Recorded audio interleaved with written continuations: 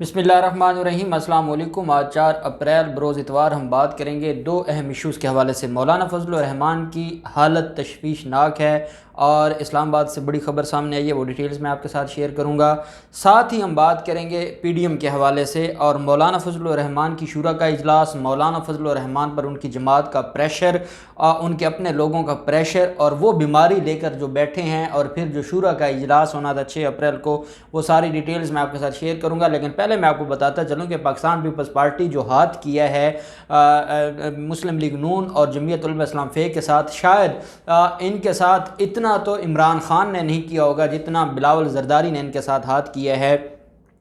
4 अप्रैल, आज जब मैं आपसे बात कर रहा हूं तो आज से 15 दिन पहले बिलावल जरदारी ने कहा था और आसिफ जरदारी ने, जब इनका इजलास हुआ था, उस इजलास में इनकी मुंह मारी हुई थी और उस इजलास में बड़ी सर्दी गर्मी हुई थी।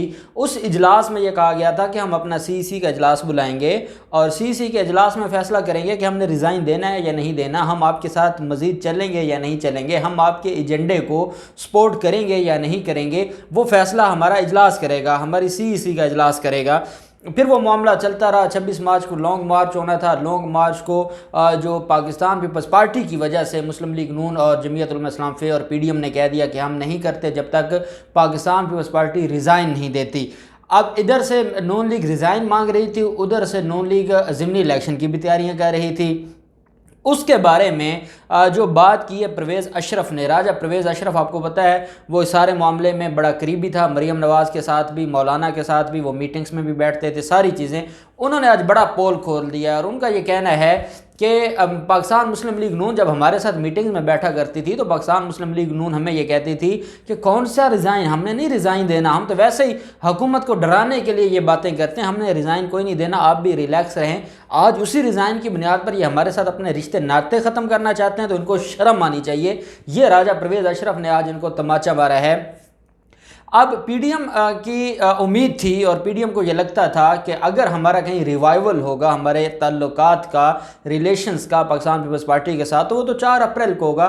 4 अप्रैल को हो सकता है कि कोई बड़ा अच्छा फ़ैसला आ जाए, कोई बड़ी अच्छी चीज़ें सामने आ जाएं और हमें ये लगे कि 4 अप्रैल को जो हुकूमत मुखालिफ तहरीक है उसमें कोई बड़ा मोड़ आएगा, नया मोड़ आएगा पाकिस्तान पीपल्स पार्टी के फ़ैसले के बाद। लेकिन पाकिस्तान पीपल्स पार्टी ने 4 अप्रैल से एक दिन पहले या एक रात पहले 3 अप्रैल की रात ये फ़ैसला सुना दिया कि हम दोबारा बाद में इजलास बुलाएंगे। अभी जो 4 अप्रैल को सीईसी का इजलास होना था हम इसको कैंसिल करते हैं, हम इसको मुअत्तल करते हैं और हम दोबारा इजलास बुलाएंगे।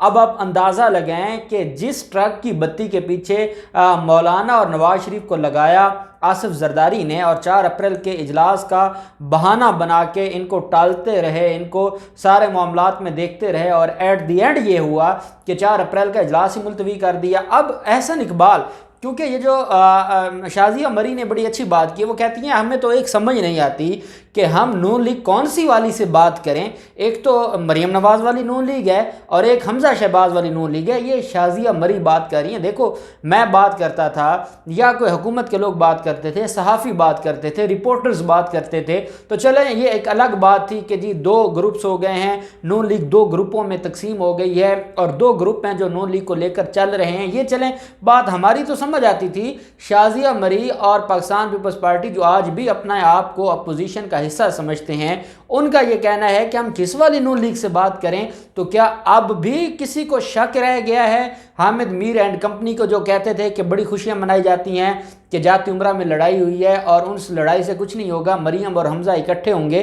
तो आपके सामने तो बात खुलकर आ गई है। उनके अपने घर के बेदी ने लंका ढा दी और उसने बता दिया कि किस वाली नून लीग से बात करें। अब एहसन इकबाल ने, क्योंकि इनको चुप नहीं आती और ये इतने मुंह फट हैं कि पहले इनकी तोपों का रुख था सिर्फ इमरान खान की तरफ, अब अल्लाह ने इमरान खान की मदद की और ये आपस में लग गए। जब आपस में लगे तो अब इनकी तोपों का रुख हो गया बिलावल जरदारी की तरफ। ये सारा कुछ भूल गए, इन्होंने सारे का सारा जो इनकी एक पूरी ब्रिगेड है सोशल मीडिया पर भी और इनके जो तर्जमानों की एक पूरी लाइन है, वो सारे के सारे पीछे पड़ गए पाकिस्तान पीपल्स पार्टी के। अब इमरान खान इंजॉय कर रहा है, इमरान खान कौम से बातें कर रहा है, कौम की टेलीफोन कॉल्स ले रहा है, कौम के मसाइल सुन रहा है और ये आपस में लगे हैं। एहसन इकबाल ने कहा है کہ 4 اپریل کا CEC کا اجلاس کینسل کرنا اس بات کا ثبوت ہے کہ پاکستان پیپلز پارٹی PDM سے الگ ہو گئی ہے۔ پاکستان پیپلز پارٹی کا PDM سے کوئی تعلق نہیں رہا، پاکستان پیپلز پارٹی اور PDM کے راستے جدا ہو چکے ہیں۔ اس وجہ سے انہوں نے اپنا جو اجلاس ہے اس کو ڈیلے کر دیا، جو اس کو کینسل کر دیا ہے۔ اب ان کے راستے تو ڈیفینیٹلی جدا ہو چکے ہیں، یہ ایک دوسرے سے الگ ہو چکے ہیں، ان کے معاملات خراب ہو چکے ہیں، لیکن وہ ساتھ تانا دیتے ہیں کہ خفیہ میٹنگز آپ کرتے ہیں۔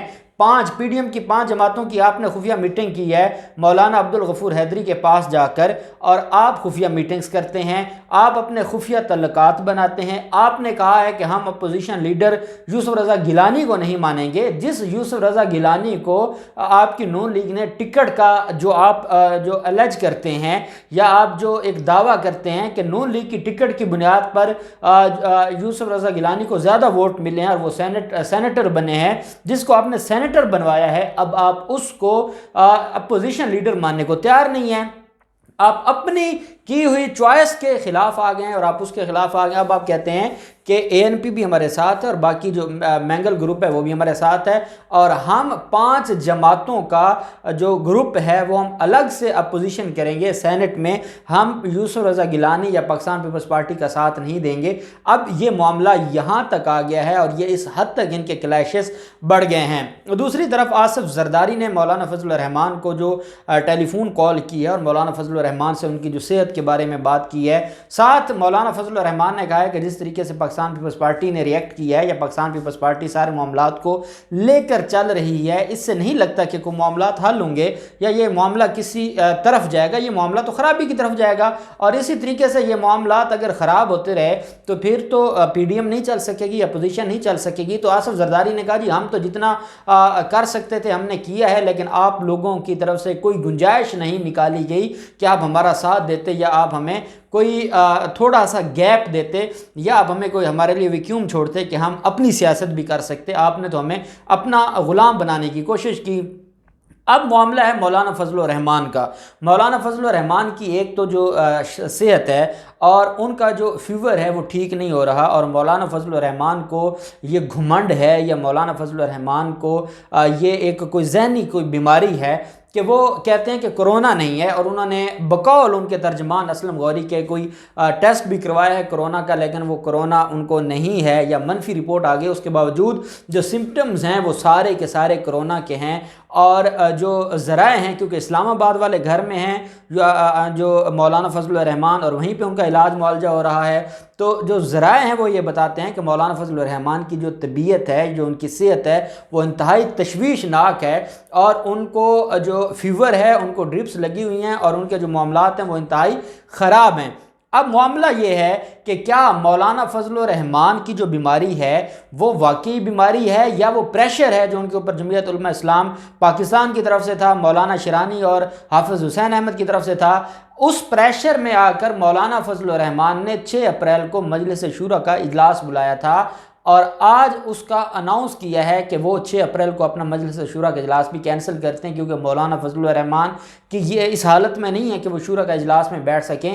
تو کیا مولانا فضل الرحمان خوف زدہ ہیں، اور اس خوف کی بنیاد پر مولانا فضل الرحمان اب ساری چیزوں سے پیچھے ہٹ رہے ہیں، اور آج ان کو نواز شریف نے بھی کہہ دیا ہے کہ آپ پہلے اپنی صحت کا خیال رکھیں اور باقی معاملات کو بعد میں دیکھیں گے۔